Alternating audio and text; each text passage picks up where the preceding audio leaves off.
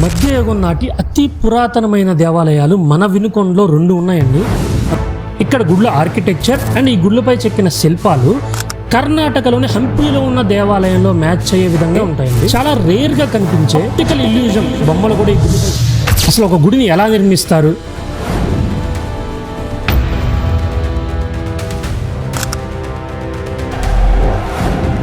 దాన్ని నిర్మించడానికి బ్యాక్గ్రౌండ్లో కావాల్సిన సైన్స్ ఏంటి, నాలెడ్జ్ ఏంటి అనేది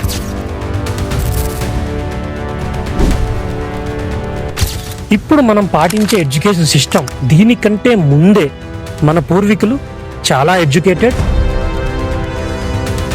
చాలా నాలెడ్జబుల్, చాలా స్కిల్డ్ అని చాలా ఈజీగా అర్థమైపోతుంది.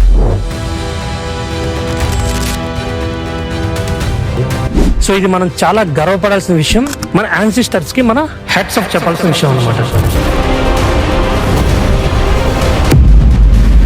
తప్పకుండా మీకు ఒక యూనిక్ ఎక్స్పీరియన్స్ అయితే ఖచ్చితంగా మీకు కలుగుతుంది.